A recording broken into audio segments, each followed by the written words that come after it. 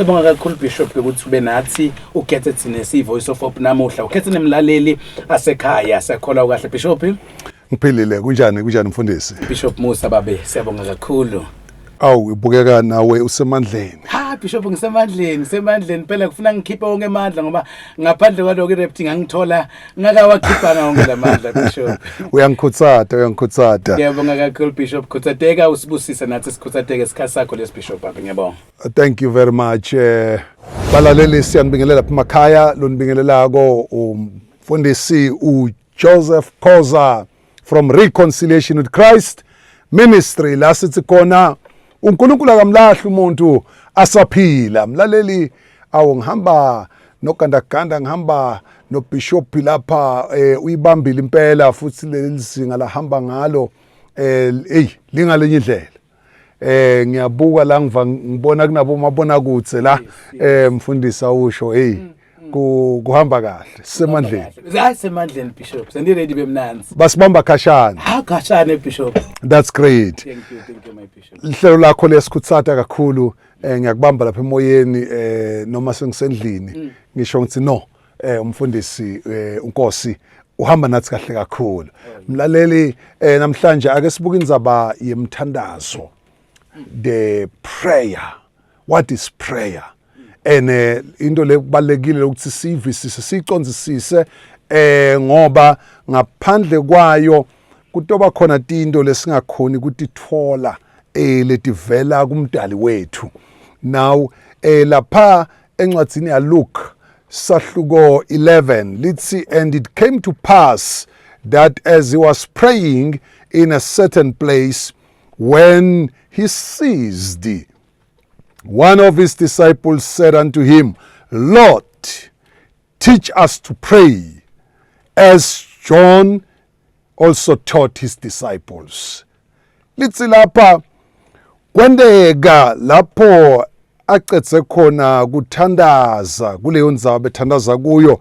Uma nje acedza kuthandaza ebafundzi bakhe beta kuye bathi, Nkosi sifundzise kuthandaza njengoba Johana umbhaphatisi naye wabafundzisa abafundzi bakhe kuthandaza. Let's pray. Baba, live lakho liyaphila.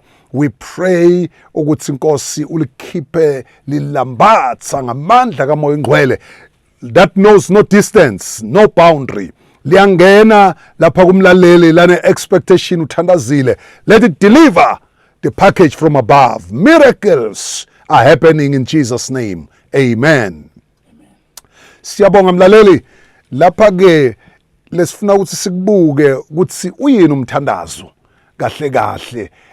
Uma sibuka evini laNkulunkulu siyabona Jesu abehlala njalo athandaza. Manje kubalekile ukuthi sathi ukuthi into lebalekile kakhulu leyo lekufanele nathi siphile ngayo ngoba if yena liqobo lwakhe wathandaza, how about us? Manje siyabona etigabeni letinyenti Jesu abe ncike kakhulu emthandazweni.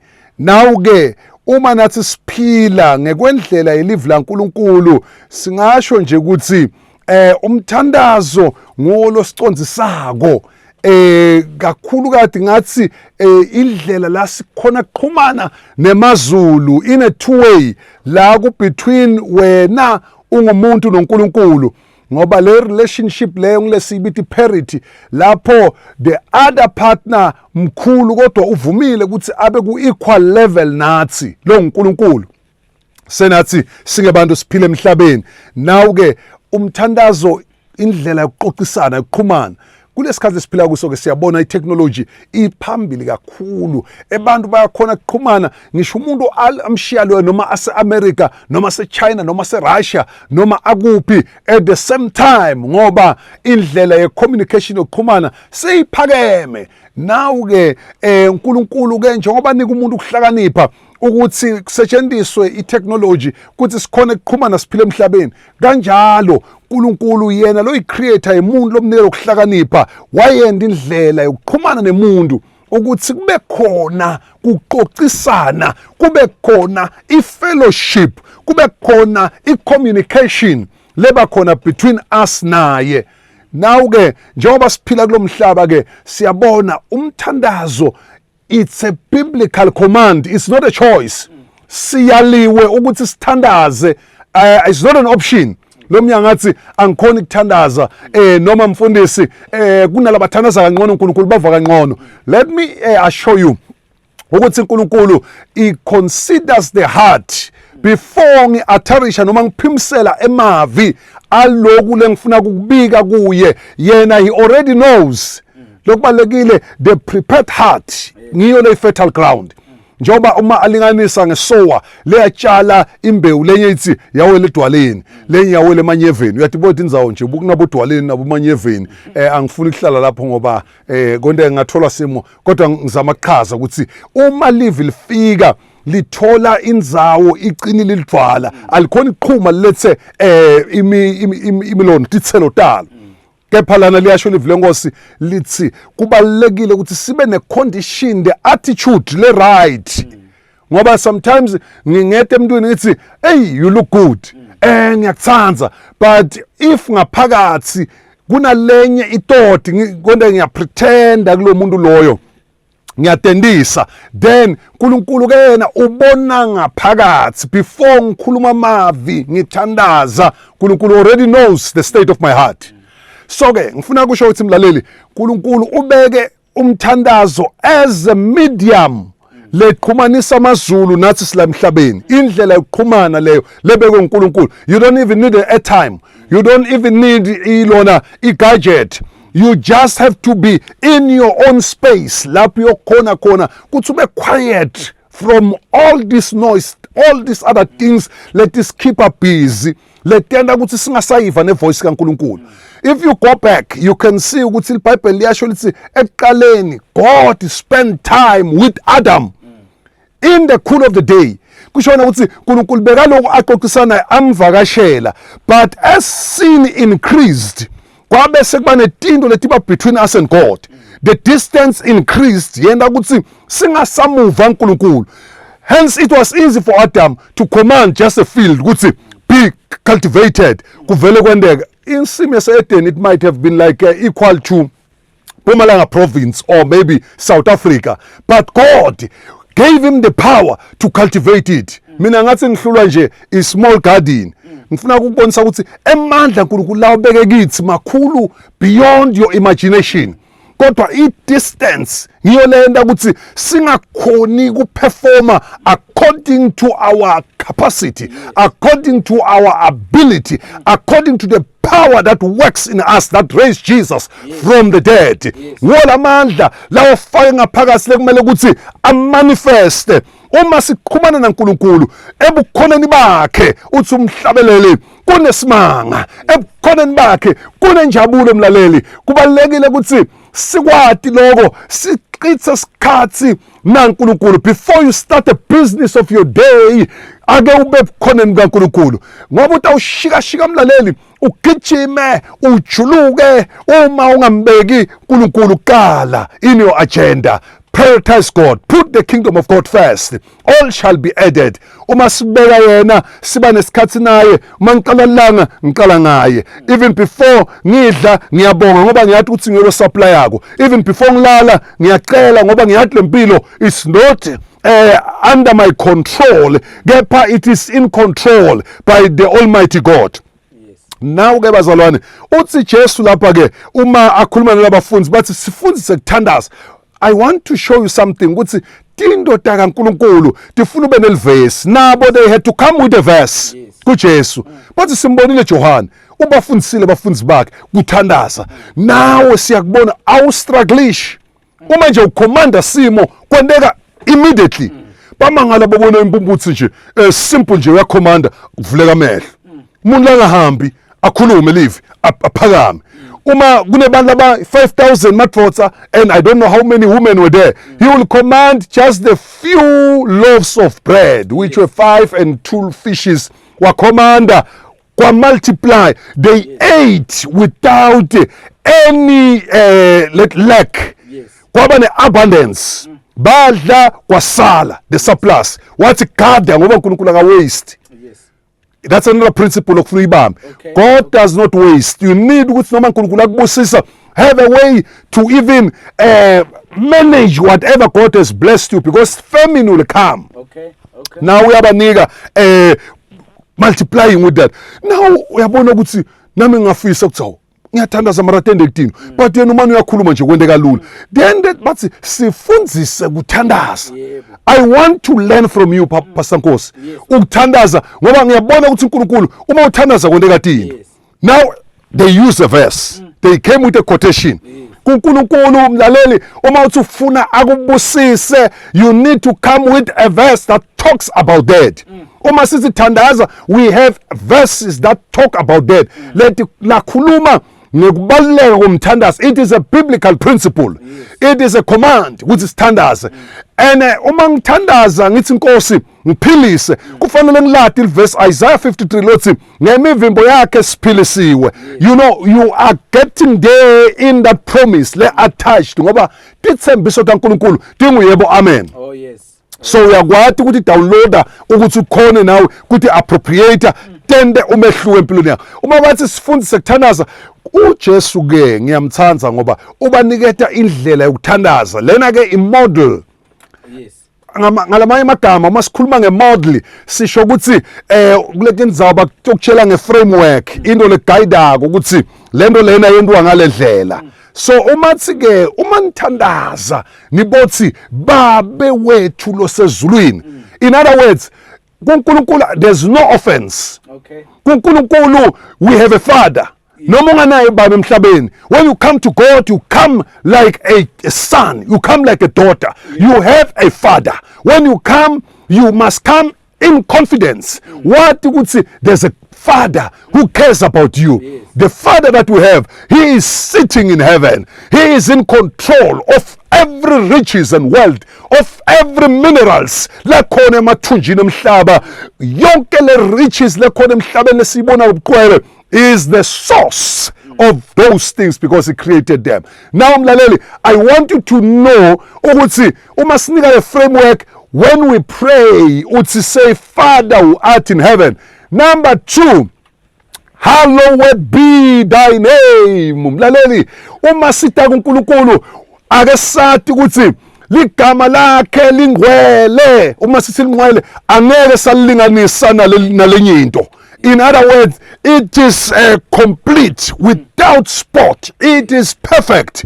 Ngako sithi malingcweliswe igama lakho. Then number 3 uthi uma sithandaza sesibonile ukuthi sita in the holy place, in the holy of holies, bese ukhuluma ngokuthi ake sithi awufike umbuso wakho. Now in your life kunokwendeka lesimo lophila kuso asiveti umbuso kaNkulunkulu. Lesimo lokuso sometimes asisimnanzi. Now you need to command that situation. Ubese uthi thy kingdom come. You command that situation lesingabe singamveti uNkulunkulu ukuthi ake umbuso kaNkulunkulu ufike. Ufika phi na in your life, in your surrounding, in your community? Siya commander, thy kingdom come, because we have a king in heaven. We have a God Almighty who reigns, who is seated above, you know, in the throne. And Jesus also, as he resurrected, he ascended and he was seated on the right hand of the Father, and nathi wasivusa kunye naye. That is a prophetic statement. Lesithi nathi sihleli kunye naye ngesokudla sikaNkulunkulu. We command isla emhlabeni, siphila la emhlabeni, abantu basibona ngathi nathi sifana nabo, noma sinyathela tinkangozi noma tintuthwane, baze basho ukuthi ungasindiswa kanjani. But as we live in this world, you must know ukuthi uma umukele uNkulunkulu, you are a child of the king. You are a prince and a princess. You need to appropriate this truth. You need to understand this reality. It is not an assumption, but it is a reality. Ukuthi wena we are a child of the king.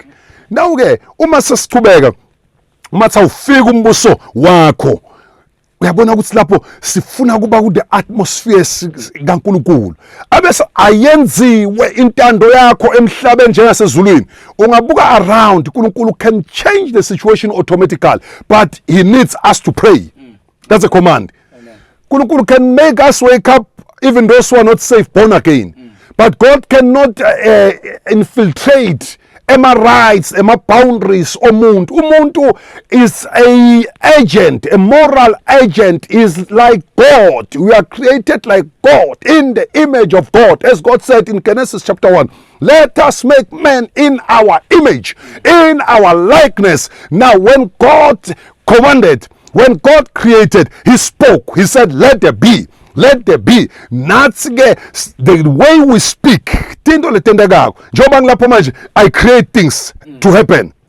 Now I don't know, maybe unendlu waqala ngokukhuluma kungako manje uyayibona ikhona. Lo nkosikazi lengihlala naye kwaba khuluma naye. Yes. Yes, Bishop. Before this thing materialized, it starts here. We command. We are just like God. When we say, thy kingdom come, thy will be done. Until we arise and pray.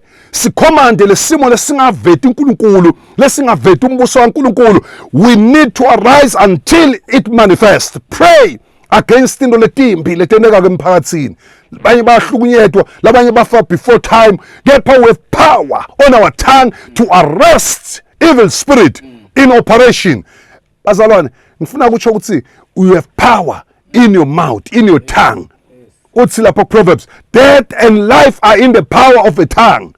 When we pray, we pronounce, we speak things that are not as though they were into existence. Ngamandla umthandazo. Umthandazo ke is an operation at a spiritual dimension. Ilas operator khona. Sihamba from the higher level. Ngoba everything that you see in this physical world has got its foundation. Noma it comes from the invisible world. All things that you see is not just out of this world. It comes from the invisible world. Same ke ngifuna kusho ukuthi the spiritual world is bigger than the physical world. Yes. Letinto lesikhona leti singakhona ukutibona leti existako, God created those things by his power. Even umsebenzi wakho is there. God is the source of supply. It is not about the economy lekhona sustain more than 7 billion eban, but it is God behind who is ensuring that angathi how many butcheries lesina ukuthi angakhona kusupplier ebantu abangaka every day, because abantu lamalanga sebadla inyama kakhulu. Kodwa uyabona ukuthi there is a miracle somewhere leyendekako lokungenelela amazulu kube khona litshintsho and intervention. Mlaleli, umthandazo unamandla. Umthandazo changes circumstances. Umthandazo wenda a turnaround kube nesimo beyond imagination. Bangakurayitha off bathi wena you are not going to make it in life. Wena you are a reject. But I'm telling you, ungavumi ukuthi bakubithe override. You need to tell them to say you are created in the image of God. You need to know your position in Christ. We are in the image of God. Prayer can bring an increase in that situation. Prayer can raise the dead. Prayer can remove depression. Definitely more than 75% did that through the mind. Now, kubalulekile ukuthi outright noma wenenjani uaborte whatever programming that is in your head ngelizwi laNkulunkulu, because in prayer with the word of God they work hand in hand. When you cannot pray better until you study the word of God better. Prayer indlela la sikhuluma naNkulunkulu ngayo, live laNkulunkulu indlela leNkulunkulu akhuluma nathi ngayo. In order to understand the mind of God, we must study his word. In order to pray better, we need to understand what is his will about us. Yes. So that umasithandaza siyathi ukuthi loku sekuhlukunyetwa sitha, loku kuvela eNkulunkulu. God is the source. Mlaleli, umthandazo ungakufihla etitheni takho udlule bengakuboni. Umthandazo mlaleli ungatshintsha simo lebekufuna sibulale kungakafika isikhathi. but because uma uthandaza usemfihlakalweni uNkulunkulu will reveal into letifihlakele. Mfundisi, ngifuna ukuthi ukwadi lokuthi umthandazo unamandla. Yes. Kushumayela livangeli ukuthi abantu basindiswe, kubita ukuthi sithandaze. Yes. Umuntu azatshintshe umangalo lo muntu utshintshe njani, it is because of prayer. Yes. But uma ungathandazi ufuna kwenda ngokutayela, you are limiting yourself. Okay. Okay. But uma ngifuna ukuthi uNkulunkulu turn around my situation, my limitation, my frustrations, kumele ukuthi ngi-arise ngime in the higher platform, higher paradigm, higher dimension, lapho ngiyokhona kubona into in a different perspective. Bese ngiyabona ukuthi God's will about me yilena. Manje ke ngifuna kusho ukuthi mfundisi, umthandazo ungatshintsha umuntu lobe sekufuna aqoshwe emendweni, kutshintshe statement abuye baba ekhaya athi hayi ngiyaqolisa mngami, noma naye makathi ngiyaqolisa kube nokuthula ekhaya. Umthandazo wenda umuntu lobe engakhona ke-university uNkulunkulu avete abantu bamthathe kuvuleke iminyango. Umthandazo wenda umuntu laba write off bathi une cancer kumele aye chemo, uma nganathi imali bathi utawufa less than 2 months. uNkulunkulu amphilise. Umthandazo utshintsha simo, whether it's high blood pressure noma ngishukela noma yini. Power of prayer, it turns things around. Power of prayer, it brings a turnaround. Noma ngabe simo sakho asisasina hope, it inspires hope, it brings life. Even financial, it is not only money that can make you become who God says you are. It must be the ideas that God has injected in you. You need to be pregnant of His word. Ukuze le tinto loti khulumako to manifest. But prayer unlocks. Ngoba in the spirit realm kunemoya lebambile. uDaniel umethandaza. Wathandaza live lenkosi lithi uNkulunkulu wathi siphatsha impendulo same time wathumela ingelosi. But it's on the sky. Yes. The prince of that Persian, Gulf was there, withheld that answer. Wathola ukuthi uzuyathandaza 21 days, yet to insist in prayer, in fasting, until God heard ukuthi hayi ngathi lengelosi ibambane nethi hluku nemoya obumnyama, ngoba uthi Paul asibambananga na nyama na gazi kepha nemoya yomkhathi. Awuphumelele nje kunemimoya yesigodi lekubophile. Leminye lemoya it's foreign, leqhamuka from outside. Leminye ita through the sea, lenye ita by airways. But we have to go above those spirits. Ebusuku kakhulu, it's a very effective time where you can engage in prayer. Have time where you pray. It's the time most people are asleep. Okay. And the things are happening at night, west. Even though witchcraft in ebusuku. But the sathandaza, ngifuna kusho ukuthi you have power inside you. You don't need power from someone else. Yes. People might have promised you ukuthi bawukhipha kule nkinga, but today ngifuna kusho ukuthi umthandazo uyasitshintsha simo. I've seen the power of prayer. I'm a witness of the power of prayer. In situations that was hopeless, I've seen God turning my life around. I am a living testimony. Yes. Because God has shown me, even if where there was no hope, He intervened and He changed my life. I've seen God even in other people's lives around my life. Where I prayed, lo minye sebamtshelile ukuthi ugula unashukela uNkulunkulu wamphilisa. Lo minye bamtshelile ukuthi utawufa kungakafika isikhathi, God raised that person. I have seen God's power changing someone langana lutho waba umuntu loba a living testimony. Ebantu batofuna kwathi how did you make it? Now you have become this person that all of us want to emulate and become like. You have become a role model. So now I want to indicate to you ukuthi umthandazo can turn a curse around. You might have a generational curse lekhulunyiwe ya pronouncer lo muntu kwende sewafa kepha namhlanje that situation can turn around. It can change to your favor, because when you come to God, you come in intercession. You come with your heart humbled. I'm praying to you. Asho Chronicles chapter 7. Uthi, if my people who are called by my name shall humble themselves and call upon me and repent from their sins, therefore I will hear in heaven and I will heal their land. Uyabona uNkulunkulu makhuluma kanjalo ukuthi it's only prayer that moves God. Prayer, if you have improved that prayer level, angathi uthi uthandaza what level? Let me think uthandaza 30 minutes sengiphelele amagama. If you can add another 20 minutes to 50 minutes, a little more prayer, a little more faith, and a little more results. You'll see visible change. But if you just relax, things will continue the very same way. Mlaleli, I want to say, uNkulunkulu akamlahli umuntu asaphila. Bantu bakurejectile bakubita amagama. Bakubukile bakubona ngathi awusana future. But let me tell you, during COVID I've learned the hard way. I've seen people labadla estradini. Afika adle dustbin, akagezona tandla yonke lento uyaphila namhla akakafi. Sine sigeza tandla so more precautious and so on. Kepha uthola ukuthi umuntu abanjwe iCovid. Now yini leyende kusilona lodla dustbin ingambambi iCovid ukuthi engqondweni yakhe ayikho ingqondo yokuthi ngidawugula uma ngidlala ukudla. This is the only hope ukuthi ngitawuphila kulokudla lo. Into lekona ugule ngile thought lento ukuthi angagezi tandla kwende ngibambe amagciwane. Mara lo so gciwane proof, so disease proof.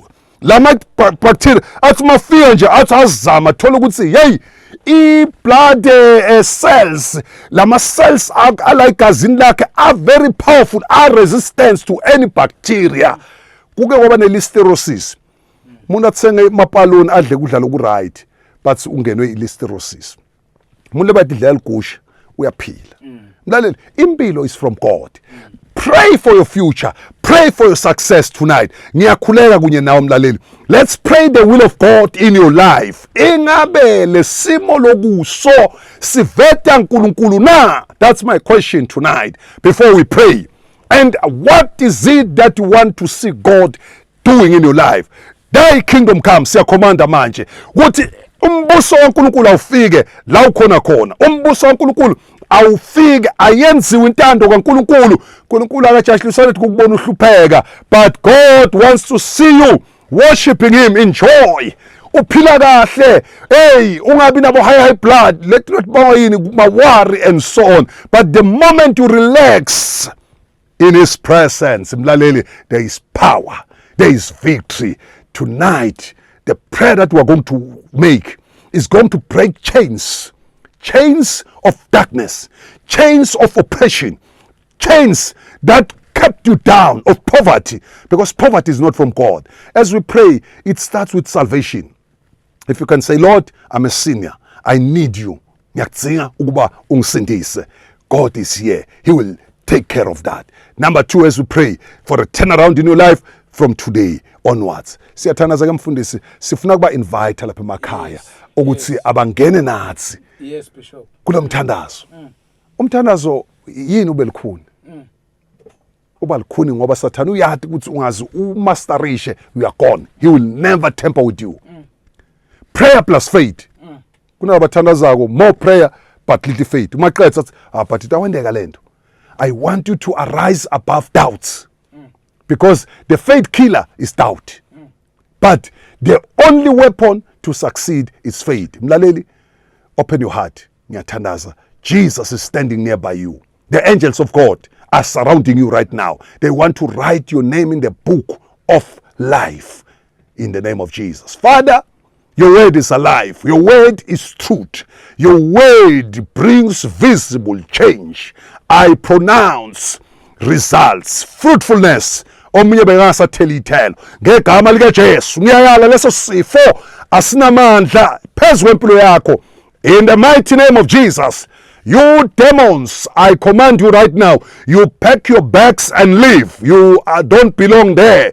Ngegama lika Jesu, wena moya we stress, moya ukufuna ukutibulala, go ngegama lika Jesu.